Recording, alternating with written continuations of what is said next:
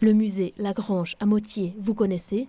C'est un nouveau lieu culturel qui se trouve dans une annexe du château d'Ivernois. Il sera inauguré ce week-end. La Grange, c'est un bâtiment qui date de 1721 et qui a été acquis par la Fondation Burkhard Felder dans le cadre du domaine du château d'Ivernois. Et donc il a été restauré pour accueillir l'art aborigène dont nous avons constitué une collection pendant que nous avons vécu en Australie occidentale pendant 25 ans.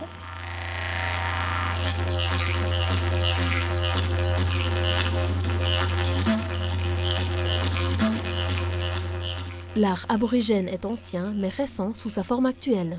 Nous avons ici un art qui date de 60 000 ans. D'abord, c'était dans les rochers, c'était sur le sable, c'était sur l'écorce, c'était sur les corps, donc c'était éphémère. Mais dans les années 70-80, on leur a montré les toiles, on leur a montré les couleurs acryliques.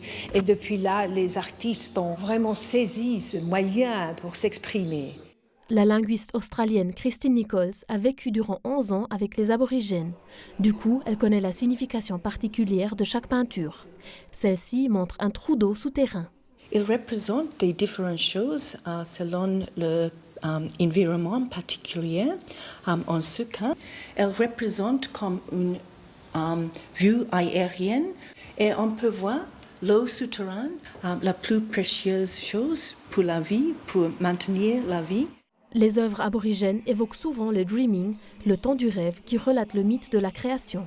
Ce concept central de dreaming veut dire la loi, les rituels, les cérémonies, comme on comporte avec les autres, les relations entre les êtres humains et la nature, l'environnement, toutes les choses qui sont stressées dans les grandes religions du monde.